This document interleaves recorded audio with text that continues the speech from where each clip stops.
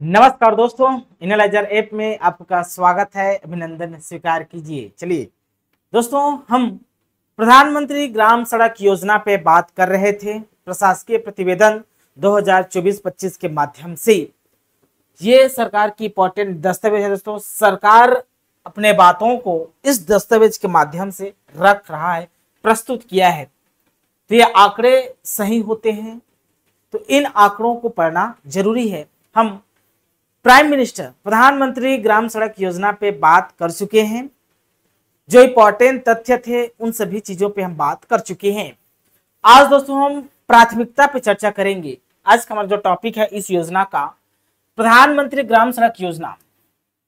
प्रधानमंत्री ग्राम सड़क योजना के अंतर्गत प्राथमिकता का निर्धारण निम्न अनुसार किया जाएगा। तो 4 प्राथमिकता तय किया गया है। प्रेफरेंस, फर्स्ट प्राथमिकता, दूसरी प्राथमिकता, तीसरी प्राथमिकता, ये क्या है दोस्तों, थर्ड प्राथमिकता। तो अलग अलग प्राथमिकता के आधार पर प्रेफरेंस दिया जाएगा सड़क बनाने के लिए। ठीक, अब देखिए प्रथम प्राथमिकता को मैं पढ़ रहा हूं। सभी 100 या उससे अधिक आबादी की बसाहटों मैदानी क्षेत्र के लिए है। आदिवासी तथा पहाड़ी क्षेत्र की स्थिति में 500 या उससे अधिक आबादी की बसाहटों को 12 मार्ग से जोड़ने का कार्य। अब ऐसे में तो समझ में नहीं आया होगा, तो चलिए समझाता हूं कंसेप्ट के साथ। देखिए,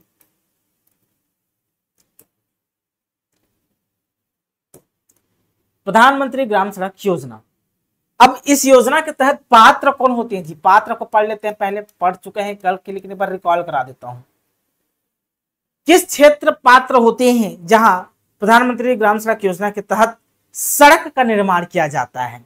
ठीक, तो पात्र कौन होते हैं? तो इसमें हम 2 बात करेंगे। एक बात करेंगे मैदानी क्षेत्र में पात्र कौन होंगे। मैदानी क्षेत्र में दोस्तों पात्र किस क्षेत्र में आएगा? पात्र, इसका पात्र निर्धारित करने के लिए इसका आधार ना बसाहट है। ठीक ना, तो मैदानी क्षेत्र में न्यूनतम मिनिमम 500 आबादी की बसाहट, 500 आबादी की बसाहट 500 आबादी की बसाहट मैदानी क्षेत्र के लिए पात्र होंगे। मान लो किसी मैदानी क्षेत्र में कोई 500 आबादी की बसाहट है, छोटा गांव है जहां 500 व्यक्ति रहते हैं, एक बसाहट में रहते हैं। ठीक ना, तो उस क्षेत्र को मुख्य मार्ग से जोड़ने के लिए वहां पर सड़क बनाने के लिए पात्र होगा। कैसे? फिगर के माध्यम से समझते हैं। मान लो कि टोला है, पारा है, बस्ती है, कोई भी टोला है। ठीक ना, यहाँ 500 आबादी है। ठीक ना, 500 आबादी है, ये बसाहट है ये। अब ऐसे क्षेत्र को दोस्तों मुख्य मार्ग से जोड़ने के लिए, ये रहा आपका मुख्य मार्ग, ये मुख्य मार्ग है ये, इसे जोड़ने के लिए ये वाला क्षेत्र यहाँ ना क्या होगा? पात्र होगा। यहाँ पर सड़क का निर्माण किया जाएगा इस योजना के तहत। यहाँ पर प्रधानमंत्री ग्राम सड़क योजना का निर्माण किया जाएगा इस योजना के तहत। लेकिन ये बात हो रही है मैदानी क्षेत्र की, ये बात मैदानी क्षेत्र की हो रही है। मैं बात कर रहा हूं दूसरा हम बात करते हैं आदिवासी क्षेत्र या पहाड़ी क्षेत्र। पहाड़ी क्षेत्र के लिए बसाहट क्या है? तो मिनिमम 250 आबादी की बसाहट,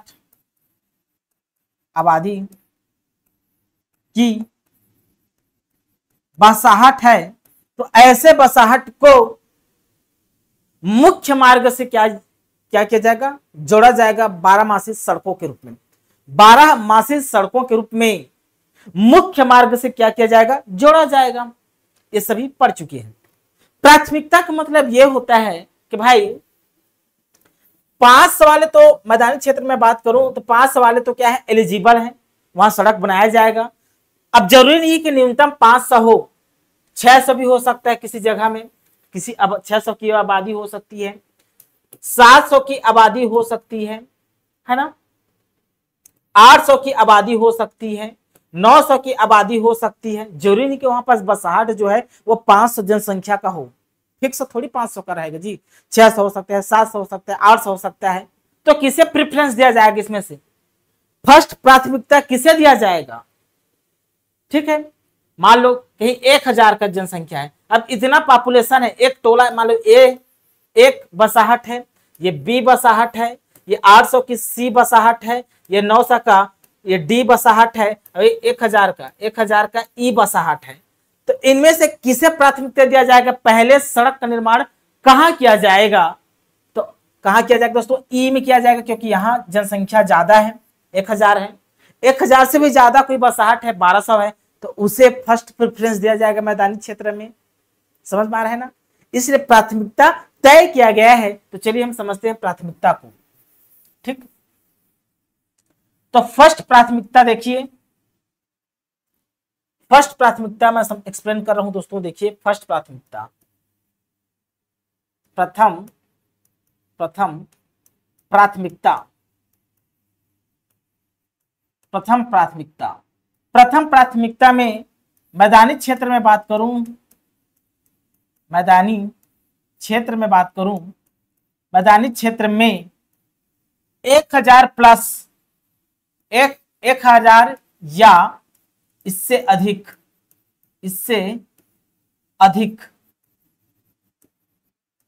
आबादी की बसाहट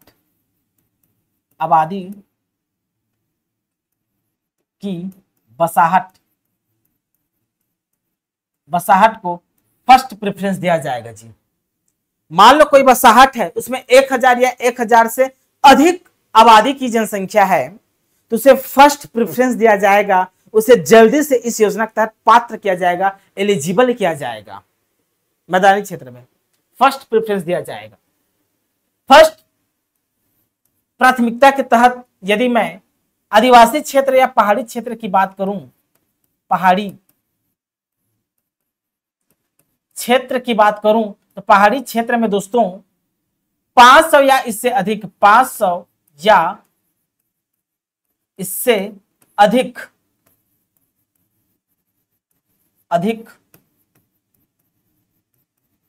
आबादी की बसाहट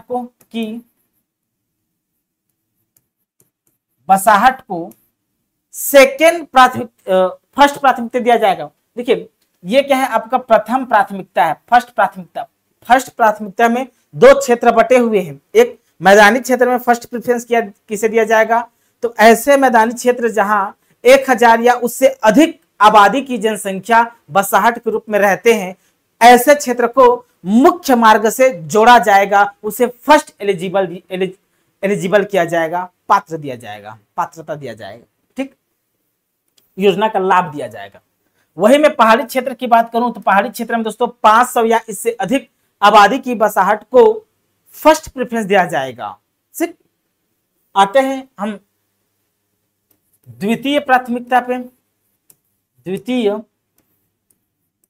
प्राथमिकता, देखिए जनसंख्या टोटल इंपॉर्टेंट है, पॉपुलेशन ना, जितनी ज्यादा पॉपुलेशन उतना प्रायोरिटी। ठीक, द्वितीय प्राथमिकता को समझिए आप। द्वितीय प्राथमिकता क्या कहता है? ये भी दो क्षेत्र में बटे हुए हैं। मैदानी क्षेत्र में क्या कहता है? मैदानी क्षेत्र में क्या कहता है? 500 या इससे अधिक, 500 या इससे अधिक आबादी की बसाहट को प्राथमिकता दिया जाएगा। बसाहट को क्या दिया जाएगा? प्राथमिकता दिया जाएगा। यदि मैं बात करूं पहाड़ी क्षेत्र या आदिवासी क्षेत्र की, पहाड़ी क्षेत्र, तो इसमें क्या आ जाएगा दोस्तों? इसमें 250 या इससे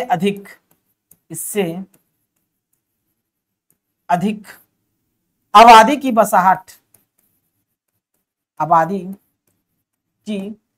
बसाहट को प्राथमिकता दिया जाएगा। बसाहट को क्या दिया जाएगा? प्राथमिकता दिया जाएगा।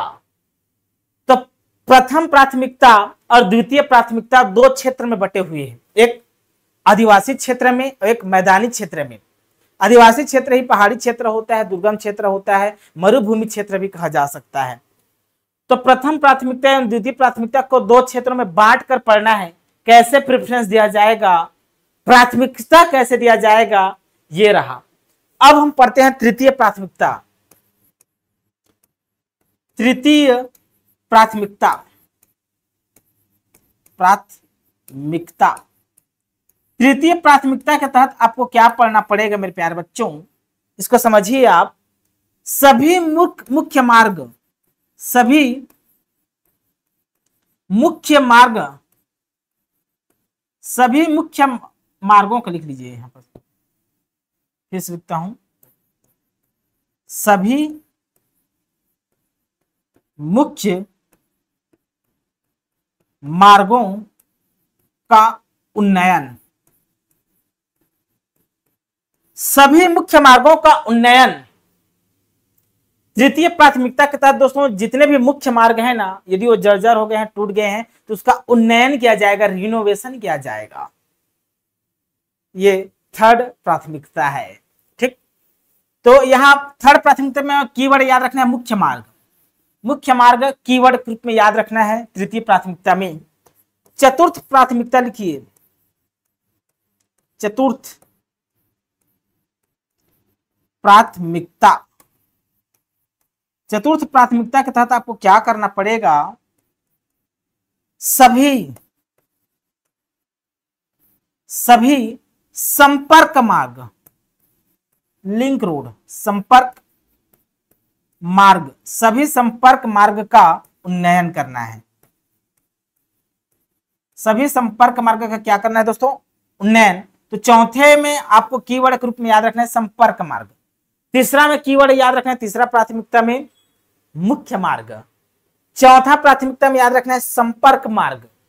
यहां से दोस्तों क्वेश्चन बनेगा, सही जोड़ी मिलाओ करके पूछ दिया जाएगा कि प्रथम प्राथमिकता में क्या शामिल है, द्वितीय प्राथमिकता में क्या शामिल है, तृतीय प्राथमिकता में क्या शामिल है और चौथा प्राथमिकता में क्या शामिल है। यहां से दोस्तों 100% चांसेस है कि प्रश्न पूछा जाए, कुट के रूप में पूछा जाएगा, यहां से कुट के रूप में। ठीक, स्टेटमेंट में पूछा जा सकता है या सही जोड़ी मिलाओ के रूप में पूछा जा सकता है। ठीक, समझ में आ रहा है ना। तो चलिए आते हैं थ्योरी में। ये आप रहा प्राथमिकता, तो वही यहां लिखा हुआ है, पढ़ लेते हैं अच्छे से प्राथमिकता को ताकि अच्छे से समझ में आ जाए। देखिए प्रथम प्राथमिकता क्या कहता है जी, सभी 1000 या उससे अधिक आबादी की बसाहट, आबादी की बसाहट आदिवासी तथा पहाड़ी क्षेत्र की स्थिति में 500 या उससे अधिक आबादी की बसाहट को 12मासी मार्ग से जोड़ने का कार्य किया जाएगा। ये फर्स्ट प्राथमिकता है। द्वितीय प्राथमिकता देखिए आप, द्वितीय प्राथमिकता सभी 500 या उससे अधिक आबादी की बसाहटें आदिवासी तथा पहाड़ी एवं आईएपी जिला, ठीक है, इंटीग्रेटेड एक्शन प्लान जिलों में क्षेत्र की स्थिति में 250 या उससे अधिक आबादी की बसाहटों को 12मासी मार्ग से जोड़ने हेतु नई सड़क निर्माण किया जाएगा। ठीक, तृतीय प्राथमिकता के रूप में याद रखना है कीवर्ड सभी मुख्य मार्ग, कीवर्ड है सभी मुख्य मार्ग का उन्नयन। चौथी प्राथमिकता के रूप में आपको याद रखना है संपर्क मार्ग, सभी संपर्क मार्ग का उन्नयन। तो सबसे नीचे संपर्क मार्ग याद रखना है, चौथी प्राथमिकता। तो ये रहा दोस्तों प्राथमिकता तय कैसे किया जाता है। ठीक, मान लो बहुत बड़ा आबादी है तो सभी सड़क को बनाते थोड़ी रहेंगे। आबादी के आधार पर, पॉपुलेशन के बेसिस पर, बसाहट के आधार पर प्रधानमंत्री सड़क योजना का निर्माण किया जाता है।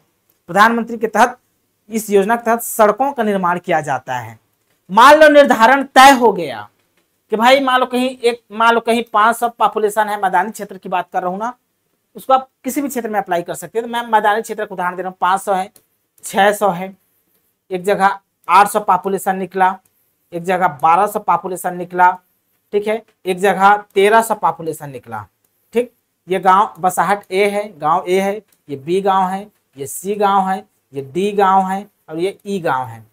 तो इसमें से प्राथमिकता किसे दिया जाएगा, किसे प्राथमिकता दिया जाएगा, पहले कार्य किसे स्वीकृति दी जाएगी, तो ई, क्योंकि यहाँ की बसाहट 1300 है, 1300 लोग रहते हैं, तो इसे पहले बारहमासी सड़कों से जोड़ा जाएगा।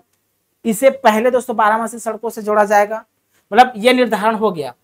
अब इसे स्वीकृति देना है, यहां सड़क बनाना है, यहाँ पॉपुलेशन 1300 है, तो यहां सड़क बनाना है, तो इसकी स्वीकृति की प्रक्रिया क्या है, स्वीकृति का प्रोसेस क्या है, तब जाके यहां सड़क बन पाएगा। तो उस प्रक्रिया को हम क्या कर लेते हैं, समझ लेते हैं जी।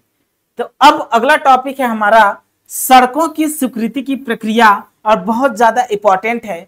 इसे दोस्तों स्टेटमेंट में पूछा जा सकता है या क्रम को जमाइए करके पूछा जा सकता है। चलिए, तो सड़कों की स्वीकृति की प्रक्रिया को समझते हैं, कैसे स्वीकृति दिया जाएगा। तो पहले पात्र के लिए दोस्तों निर्धारण किया जाएगा, प्राथमिकता निर्धारण किया जाएगा।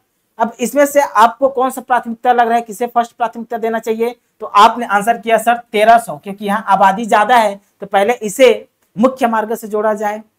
तो हम 1300 की बात कर रहे हैं, आगे बढ़ते हैं हम। ठीक, सड़कों की स्वीकृति प्रक्रिया को समझते हैं, ये याद रखना ना।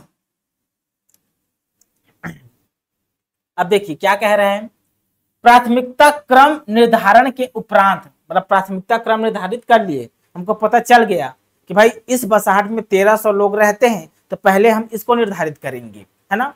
वही प्राथमिकता क्रम के निर्धारण के उपरांत जिला परियोजना क्रियान्वयन इकाई, जिला परियोजना क्रियान्वयन इकाई द्वारा प्रस्ताव तैयार किया जाता है जी। तो फर्स्ट याद रखना है कि ये पहले प्रस्ताव तैयार कौन करेगा, तो जिला परियोजना क्रियान्वयन इकाई प्रस्ताव तैयार करता है कि भाई इस क्षेत्र में 1300 पॉपुलेशन है इस बसाहट में, तो इसे मुख्य मार्ग से जोड़ा जाए।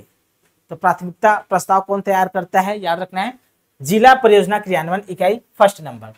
अब ये प्रस्ताव तैयार कर किसे भेज देता है, तो जिला पंचायत को भेज देता है जी, याद रखना, किसे, जिला पंचायत के पास भेज देता है। तो दूसरा क्रम क्या याद रखना है, इसके पास किसके पास जाता है ये प्रस्ताव, तो जिला परियोजना जिला पंचायत के पास जाता है।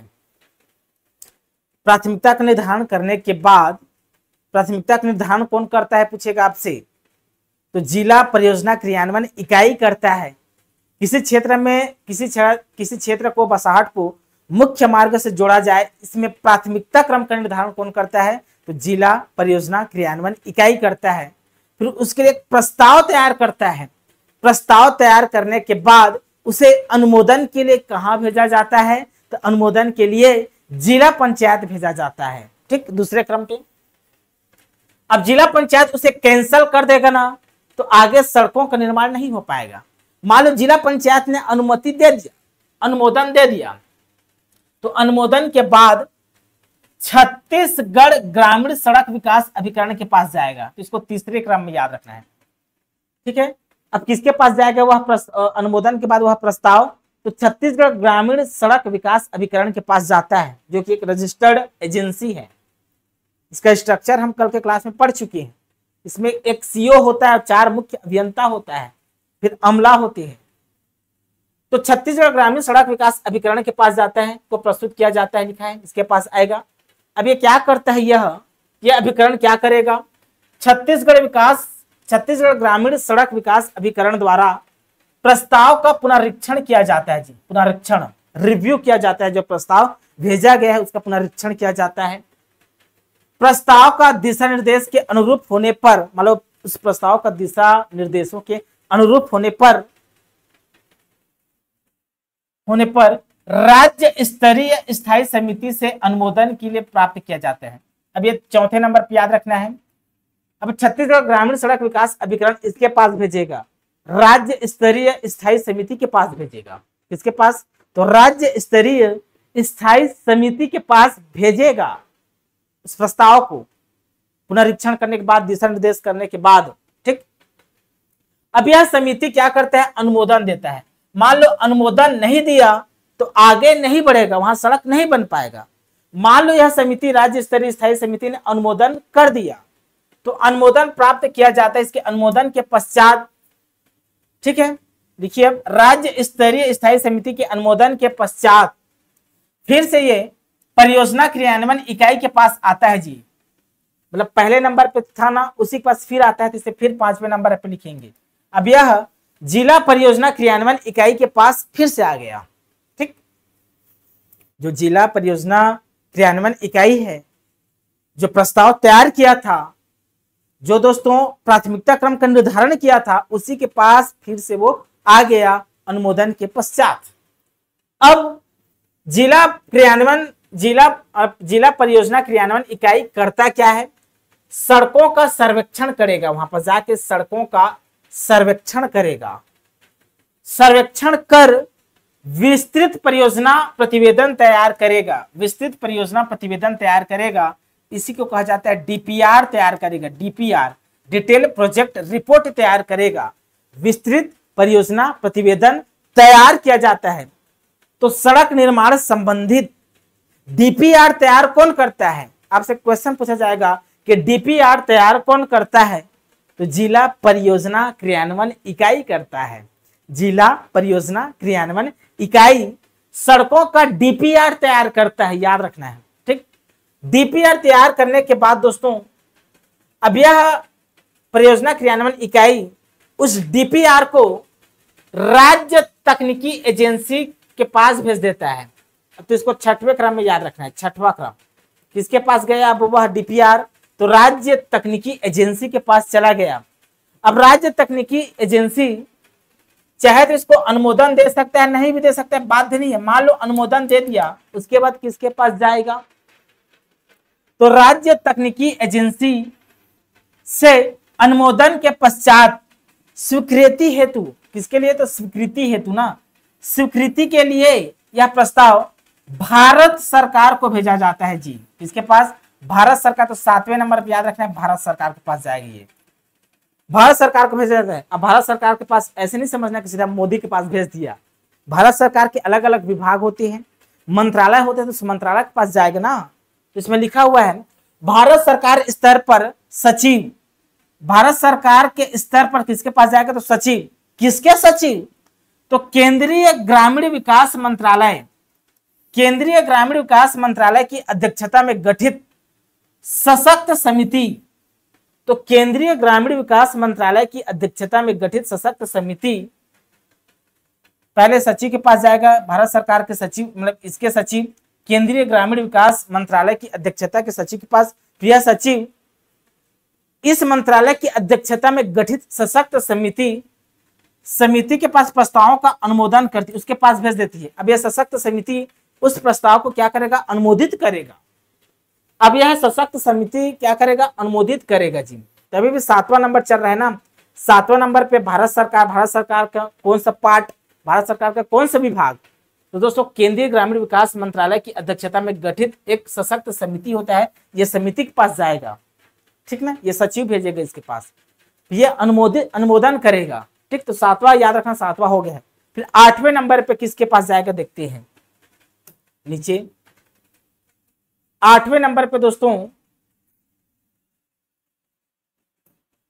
सड़कों की स्वीकृति प्राप्त होने पर छत्तीसगढ़, फिर से 8वें नंबर पे छत्तीसगढ़ ग्रामीण सड़क विकास अभिकरण, 8वां नंबर याद रखना है इसको, फिर से छत्तीसगढ़ ग्रामीण सड़क विकास अभिकरण के पास जाता है। फिर से अब लौट के पुनः राज्य के पास आ गया, छत्तीसगढ़ ग्रामीण सड़क विकास अभिकरण ये एजेंसी के पास आ गया। अब यह एजेंसी करता क्या है? ये एजेंसी दोस्तों एक ऑनलाइन टेंडर निकालता है, निविदा निकालता है, ठेकेदार को आमंत्रित करता है। भाई सड़क निर्माण करने के लिए ठेकेदार का होना आवश्यक है, ठेकेदार के बिना सड़क निर्माण हो पाएगा क्या? नहीं, किसी को कॉन्ट्रैक्ट देना पड़ेगा, है ना। तो इस अभिकरण के द्वारा ऑनलाइन निविदा का मतलब होता है टेंडर निकाला जाएगा। निविदा आमंत्रित कर ठेकेदारों की नियुक्ति की जाती है। ठेकेदारों की क्या की जाती है जी? नियुक्ति की जाती है।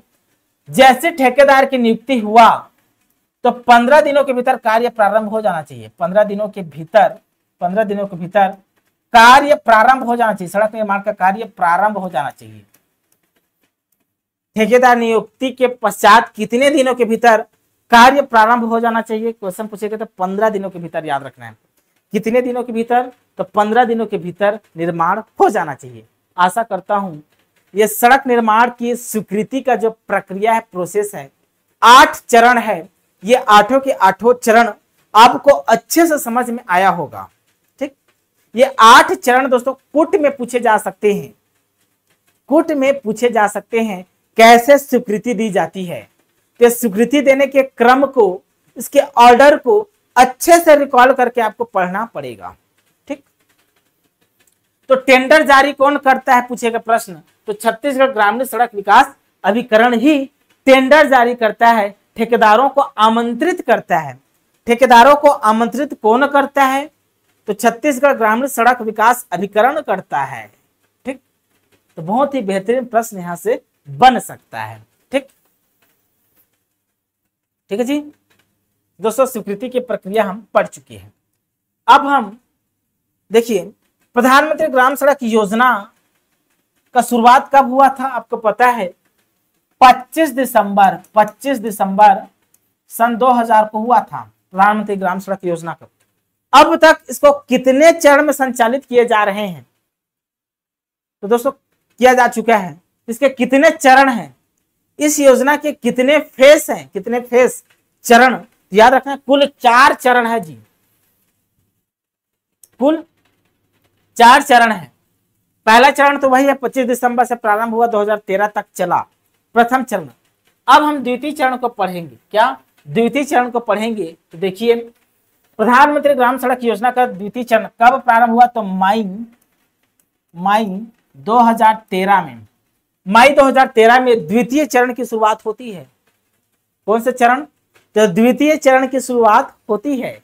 अब द्वितीय चरण को पढ़ते हैं, देखिए क्या कहता है ये, प्रधानमंत्री ग्राम सड़क योजना फर्स्ट के अंतर्गत स्वीकृत एवं पूर्ण हो चुके सड़कों में से, मतलब प्रधानमंत्री ग्राम सड़क योजना फर्स्ट के तहत, मतलब 2000 से 2013 तक चला, उसके तहत जितने भी सड़क बनाए गए हैं या स्वीकृत किए गए हैं या बन के तैयार हो गए हैं, कंप्लीट सड़क बन चुके हैं, और वह सड़क 10 वर्ष की समयावधि पूर्ण होने के पश्चात, मतलब 10 वर्ष कंप्लीट हो चुका है, वह सड़क 10 वर्ष कंप्लीट हो चुका है। ठीक, तो 10 वर्ष की समयावधि पूर्ण होने के पश्चात सड़कों के उन्नयन हेतु, मतलब उसके मरम्मत करने के लिए उन्नयन हेतु पात्रता दी गई है। तो दूसरे चरण में ऐसे सड़क दोस्तों जो फर्स्ट चरण में बन गया है और उसे 10 साल पूरा हो चुका है, तो उस सड़क के मरम्मत के लिए, उसका चौड़ीकरण, उसके मजबूतीकरण के लिए द्वितीय चरण लाया गया है। ठीक ना, इसके अंतर्गत राज्य में 5.50 मीटर चौड़ाई की सड़कें का निर्माण हेतु कितना मीटर चौड़ाई होना चाहिए, तो 5.50 मीटर चौड़ाई होना चाहिए जी, ऐसा चौड़ाई, ये चौड़ाई होना चाहिए।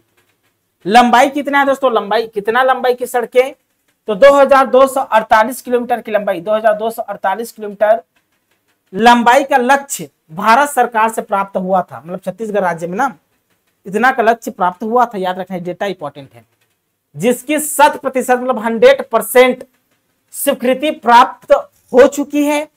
योजना के तहत स्वीकृत सभी कार्य पूर्ण हो चुके हैं, मतलब सेकेंड चरण भी कंप्लीट हो चुका है, अपने लक्ष्य को प्राप्त कर चुका है। ठीक है, तो प्रथम चरण भी अपने लक्ष्य को प्राप्त कर चुका है, द्वितीय चरण भी अपने कार्य को कंप्लीट कर चुकी है। तो द्वितीय चरण में दोस्तों कौन पात्र होंगे, तो ऐसे सड़क, पहली बात याद रखना, वे सड़क जो प्रधानमंत्री ग्राम सड़क योजना के तहत बनाए गए थे, प्रथम चरण में बनाए गए थे।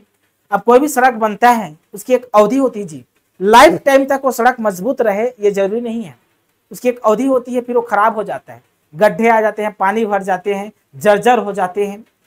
तो ऐसे सड़क जो 10 वर्ष से अधिक हो गए हैं, ऐसे सड़क जो 10 वर्ष से अधिक हो गए हैं, ऐसे सड़कों का मरम्मत किया जाएगा, उसका उन्नयन किया जाएगा इस योजना के तहत, सेकेंड चरण के तहत।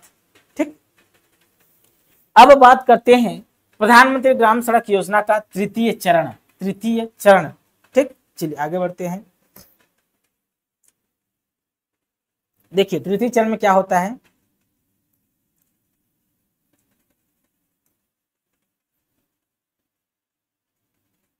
देखिए तृतीय चरण को हम ध्यान से पढ़ते हैं।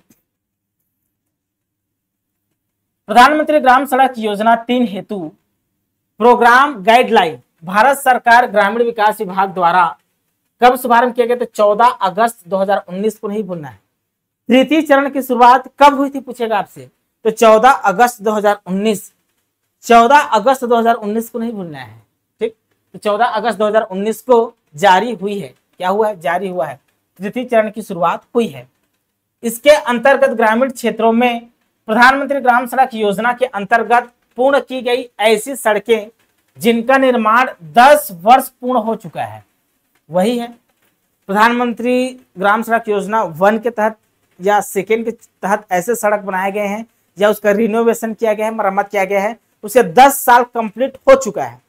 यदि उसको 10 साल कंप्लीट हो चुका है तो ऐसे सड़कों का कितना मीटर, तो 5.50 मीटर की चौड़ीकरण एवं उन्नयन कार्य किया जाएगा, फिर से किया जाएगा। इसके साथ ही जहां आवश्यक होगा वहां वृहद पुलों का निर्माण भी किया जाएगा। इसमें सिर्फ आपको ऐड करना है वृहद पुल। देखिए दूसरा चरण क्या कहता है कि भाई 5.50 मीटर का चौड़ीकरण किया जाएगा पुराने सड़कों को जिसकी आयु कितनी हो चुकी है, 10 वर्ष से अधिक। तीसरा चरण भी दोस्तों वही कहता है, सेम बात वही कहता है कि ऐसे सड़क जिसकी आयु 10 वर्ष या उससे अधिक हो चुकी है उसका चौड़ीकरण करना है, मजबूतीकरण है, मतलब उसको उन्नयन करना है। लेकिन इसमें एक बात और ऐड किया गया है, क्या ऐड, कि भाई जहां जरूरत हो वहां वृहद पुलों का भी निर्माण किया जाएगा, पुल बनाया जाएगा वहां, पुल, ठीक। द्वितीय चरण में पुल की बात नहीं की गई है, वृहद पुलों की वकालत तृतीय चरण में की गई है, याद रखना है, थर्ड फेज में। तो थर्ड फेज में पुलों की बात की गई है जहां जरूरत हो, ठीक। अब देखिए इस योजना के तहत प्रस्तावित सड़कों की प्राथमिकता का निर्धारण कैसे किया जाएगा, प्रस्तावित सड़कों की प्राथमिकता का निर्धारण कैसे किया जाएगा। तो सड़क में स्थित बसाहटों में, अब बसाहट है, बसाहटों में उपलब्ध कुछ सुविधाएं होती है, फैसिलिटी होती है, उपलब्ध सुविधाओं। अब क्या क्या सुविधा हो सकते हैं, मान लो दोस्तों, मान लो ये सड़क है, ये सड़क है, अब सड़क के किनारे क्या क्या सुविधा हो सकते हैं, हो सकता है धान का मंडी हो, स्कूल हो, हॉस्पिटल हो, कॉलेज हो, क्या उपलब्ध सुविधा है। तो इस सुविधा के आधार पर इसी को कहा जाता है यूटिलिटी वैल्यू, उपयोगिता मूल्य कहा जाता है। इसी के आधार पर उसे क्या दिया जाएगा, प्राथमिकता दिया जाएगा। तो वही लिखा हुआ है उपलब्ध सुविधाएं जैसे यथा मंडी, धान की मंडी, धान संग्रह केंद्र, स्वास्थ्य केंद्र मतलब हॉस्पिटल, कॉलेज, स्कूल आदि के लिए यूटिलिटी वैल्यू निर्धारित की गई है, आदि के लिए यूटिलिटी वैल्यू निर्धारित की गई है, मतलब इनके लिए एक अंक निर्धारित किए गए। जैसे इसके लिए 5 अंक दिया जाएगा, इसके लिए 4 अंक दिया जाएगा, इसके लिए 6 अंक दिया जाएगा, इसके लिए 7 अंक दिया जाएगा। जो वैल्यू ज्यादा आएगा उसे प्राथमिकता क्रम में जोड़ा जाता है, ठीक, निर्धारित की गई है। तथा प्रति किलोमीटर यूटिलिटी वैल्यू की सड़कों को अंकों के आधार पर वरीयता क्रम में चयन किया जाएगा, ठीक, वरीयता क्रम में क्या किया जाता है, चयन किया जाता है जी, ठीक। तो बस याद रखना है यूटिलिटी वैल्यू में क्या क्या शामिल होता है, इसी को उपयोगिता मूल्य कहा जाता है। तो उपयोगिता मूल्य में दोस्तों वो तमाम चीजें शामिल होता है जो सड़क के किनारे उपलब्ध सुविधा है। जैसे क्या क्या सुविधा, स्कूल हो सकता है, कॉलेज हो सकता है, धान संग्रहण केंद्र हो सकता है, मंडी हो सकता है, ठीक। ये सब उपलब्ध सुविधाएं हैं, यहाँ पर गिनाए हुए हैं कुछ नाम, ठीक। आगे बढ़ते हैं। भारत सरकार से प्रधानमंत्री ग्राम सड़क योजना 3 के अंतर्गत वर्ष 2019-20 एवं 20-21 में 535 सड़क का चयन किया गया एवं लंबाई 5612 किलोमीटर एवं 28 वृहद पुल, कितना वृहद पुल, 28 वृहद पुल। इस प्रकार कुल लागत 3428 करोड़ की स्वीकृति प्राप्त कर 100% स्वीकृति प्राप्त करने में देश में प्रथम रहा है दोस्तों, ठीक है। तो पूरे देश में हमारा छत्तीसगढ़ क्या रहा है जी, प्रथम रहा है, याद रखना है। 100% स्वीकृति प्राप्त कर पूरे देश में हमारा छत्तीसगढ़ अव्वल रहा है, ये इंपॉर्टेंट है, स्टार मार्क लगा लेना है। योजना के तहत स्वीकृति सभी कार्य पूर्ण हो चुके हैं। तो इस योजना के तहत भी जितने भी स्वीकृति दी गई थी वे सभी के सभी कार्य दोस्तों कंप्लीट हो चुके हैं, अर्थात 535 सड़क बन के तैयार हो चुके हैं, 5612 किलोमीटर की सड़कें बनकर तैयार हो गए हैं, ठीक ना। 28 पुल बनकर तैयार हो गए हैं, ठीक। इसमें हमारा छत्तीसगढ़ प्रथम रहा है देश में, ठीक ना। ये रहा आपका थर्ड फेज, थर्ड चरण। यूटिलिटी वैल्यू क्या है, प्रश्न पूछा जाएगा ना, इसको आईएमपी करके याद रखना है। यूटिलिटी वैल्यू को आईएमपी करके याद रखना है, ठीक जी।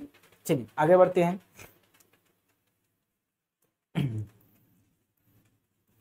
पीएम जनमन, जब भी पीएम जनमन सुने, आज के बाद दोस्तों कोई भी योजना में पीएम जनमन शब्द सुने तो आप समझ जाना जनजाति रिलेटेड है। वो भी कौन सी जनजाति, तो विशेष पिछड़ी जनजाति। चाहे आवास निर्माण योजना में पीएम जनमन शब्द सुने, कोई भी योजना में पीएम जनमन शब्द सुने तो आपका माइंड क्लिक करना चाहिए, विशेष पिछड़ी जनजाति की बात हो रही है, विशेष पिछड़ी जनजाति की बात हो रही है। चलिए समझते हैं। प्रधानमंत्री जनजातीय आदिवासी न्याय महाअभियान, इसी को पीएम जनमन कहा जाता है। इसका पूरा नाम है, पीएम जनमन का पूरा नाम है यही, प्रधानमंत्री जनजातीय आदिवासी न्याय महाअभियान ही पीएम जनमन है।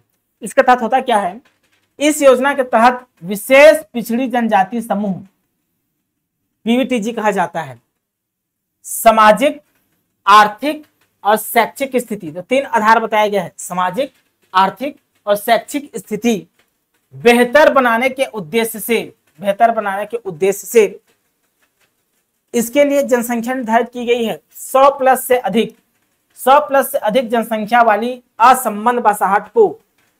तो विशेष पिछड़ी जनजाति के लिए जनसंख्या कितना है, पॉपुलेशन कितना है, तो 100 से अधिक, 100 या 100 से अधिक याद रखना है, ठीक। 100 या 100 से अधिक जनसंख्या वाली असंबद्ध बसाहट को 12 मासी सड़क संपर्क सुविधा उपलब्ध कराना है। तो विशेष पिछड़ी जनजाति के लिए बसाहट की जो आबादी है, जनसंख्या कितना होना चाहिए, 100 या 100 से अधिक होना चाहिए, याद रखना है, ठीक। आईएमपी है जी वाला लाइन, आईएमपी है, क्वेश्चन टकराएगा यहां से, ठीक, आएगा यहां से। इस योजना के तहत राज्य की कमार विशेष पिछड़ी जनजाति है, पहाड़ी कोरबा विशेष पिछड़ी जनजाति है, तो 1, 2, अबुझमाड़िया 3 विशेष पिछड़ी जनजाति है, 3, बैगा 4 और बिरहोर 5, मतलब छत्तीसगढ़ के 5 विशेष पिछड़ी जनजाति को शामिल किया गया है। छत्तीसगढ़ के 5 विशेष पिछड़ी जनजाति को शामिल किया गया है। अब हमारे छत्तीसगढ़ में कुल कितने विशेष पिछड़ी जनजाति हैं, तो 7 हैं, तो 2 को शामिल नहीं किया गया इसके तहत। तो 2 कौन से हैं, तो राज्य द्वारा घोषित विशेष पिछड़ी जनजाति जैसे पंडो और भुंजिया, पंडो और भुंजिया को पीएम जनमन में शामिल नहीं होता है। पीएम जनमन में पंडो विशेष पिछड़ी जनजाति और भुंजिया विशेष पिछड़ी जनजाति इसमें शामिल नहीं है, इसमें भारत सरकार द्वारा घोषित विशेष पिछड़ी जनजाति शामिल होता है, ठीक। ये फैक्ट भी आपको याद रखना है। तो 5 विशेष पिछड़ी जनजाति इसमें शामिल है पीएम जनमन में, जिसके तहत भारत सरकार द्वारा वित्तीय वर्ष 2023-24 एवं 24-25 में कितने सड़कें, विशेष पिछड़ी जनजातियों के लिए कितने सड़कें, तो 715 सड़कें, 2449 किलोमीटर की लंबाई एवं राशि रुपए 1699 करोड़ स्वीकृति प्रदान की गई। इन सड़कों में से 775 पीवीटीजी, 775 पीवीटीजी मतलब विशेष पिछड़ी जनजाति बसाहटें लाभान्वित होगी। तो पूरे भारत में 775 विशेष पिछड़ी जनजाति लाभान्वित होगी इस योजना के तहत, ठीक है। तो पीएम जनमन समझ में आ गया होगा। जब भी दोस्तों आज के बाद आप पीएम जनमन शब्द सुने, यदि आप पीएम जनमन शब्द सुनते हैं तो आपके माइंड में क्लिक होना चाहिए क्या, विशेष पिछड़ी जनजाति, वो भी 5, ठीक। आगे बढ़ते हैं। प्रधानमंत्री ग्राम सड़क योजना के अंतर्गत कार्यों की प्रगति क्या है, चलिए कार्यों की प्रगति पे बात करते हैं।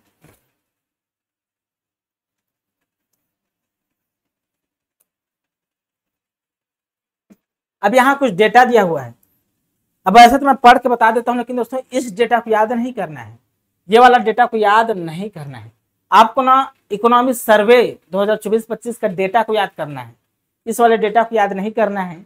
इकोनॉमिक सर्वे 2024-25 के जो आंकड़ा है उसे याद करके जाना है। चाहो तो कर सकते हैं, कम इंपॉर्टेंट, लेकिन फर्स्ट प्रेफरेंस इकोनॉमिक सर्वे को देना है। चलिए, योजना के प्रारंभ की 23 नवंबर 2024 तक, ठीक है। योजना के प्रारंभ से ना मतलब 25 दिसंबर सन 2000 से अब तक, कब तक, तो 30 नवंबर 2024 तक 9253 सड़कें, 9253 सड़कें, लंबाई क्या है 44,967 किलोमीटर की लंबाई। कितने वृहद पुल, तो 458 वृहद पुल हेतु रुपए कितना खर्च हुआ है अभी तक, तो 18,119 करोड़ की स्वीकृति प्राप्त हुई है छत्तीसगढ़ में अब तक। इन स्वीकृति सड़कों से 11,701 पात्र बसाहटें, ठीक ना, 11,701 पात्र बसाहटें लाभान्वित होगी।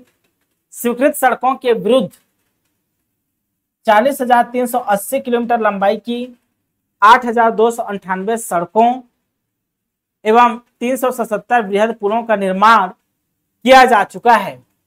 इस कार्य में 15,463 करोड़ व्यय किया गया है। निर्मित सड़कों से राज्य के 10,618 पात्र बसाहटें जुड़ चुकी है। इतना बसाहट जुड़ चुकी है। ठीक, ये डेटा को याद रखते हैं, लेकिन इंपॉर्टेंट आपको फर्स्ट प्रेफरेंस देना है इकोनॉमी सर्वे का डेटा, ठीक ना। चलिए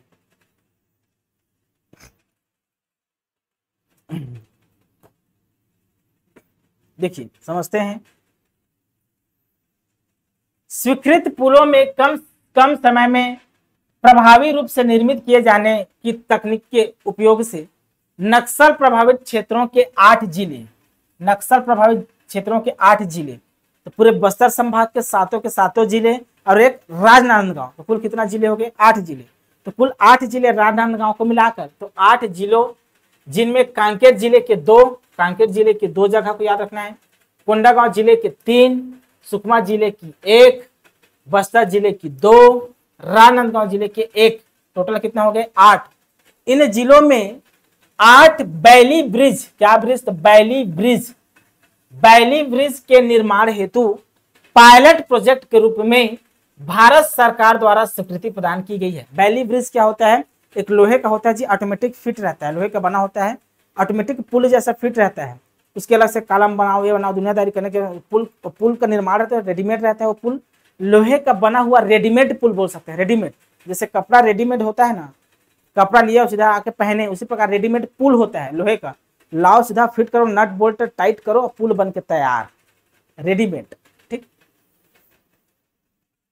ये ब्रिज भारत सरकार के उपक्रम Garden Reach Ship Builders and Engineering Limited Kolkata द्वारा, Garden Reach Ship Builders and Engineering Limited Kolkata द्वारा सभी बैली ब्रिज का कार्य पूर्ण किया जा चुका है। सभी बैली ब्रिज का कार्य पूर्ण किया जा चुका है। किसके द्वारा? तो garden Reach Ship Builders and Engineering Limited Kolkata के द्वारा कंप्लीट है, 8 के 8 जिलों में। ठीक, योजना के अंतर्गत निर्मित सड़कों का रख रखाव की व्यवस्था। अब भाई इस योजना के तहत जो सड़क बनाए गए हैं, प्रधानमंत्री ग्राम सड़क बनाए गए हैं, अब उसका व्यवस्था, उसके रख रखाव की व्यवस्था कौन करता है? कोई भी सड़क बनाया जाता है दोस्तों तो वारंटी में बनाया जाता है। मान लो कहीं गड्ढा हो गया तो उसमें फिर से डामर कौन भरेगा? कहीं दोस्तों जर्जर हो गया तो उसमें फिर से डामर, उसे फिर से मतलब उसको मरम्मत कौन करेगा? वही बोला जा रहा है रख रखाव। ठीक, चलिए पढ़ते हैं।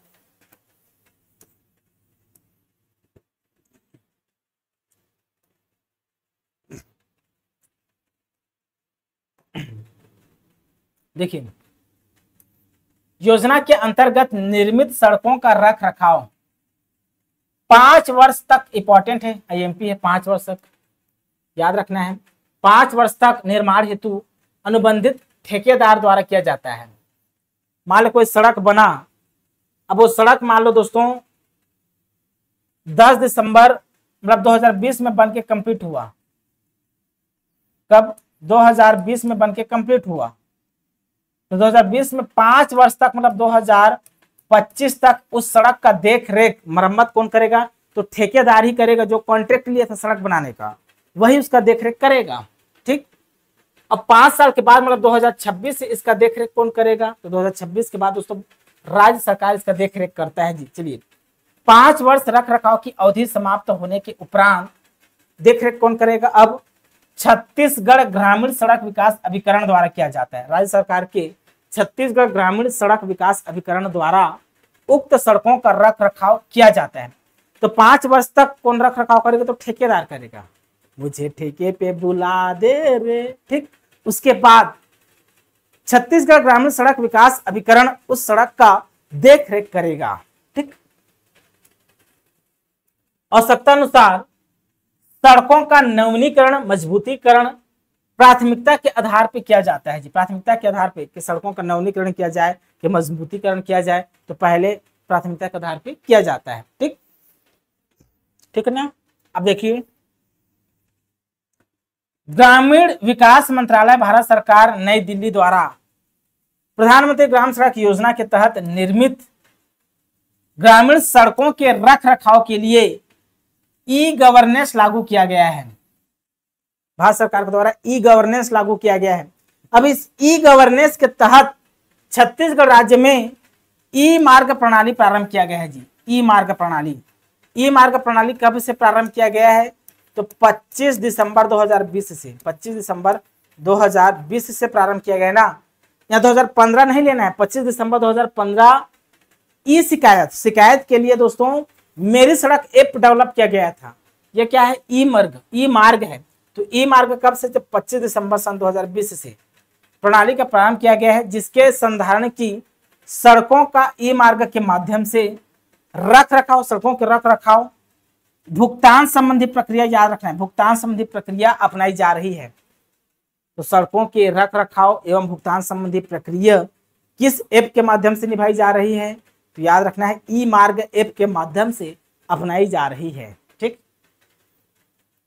जो कि संधारण हेतु प्रबंधन एवं निगरानी के लिए एक मानकीकृत पारदर्शी उन्मुख प्रणाली है। तो ट्रांसपेरेंसी के लिए दोस्तों डिजिटल में कन्वर्ट किया गया है। ठीक, आगे बढ़ते हैं। देखिए,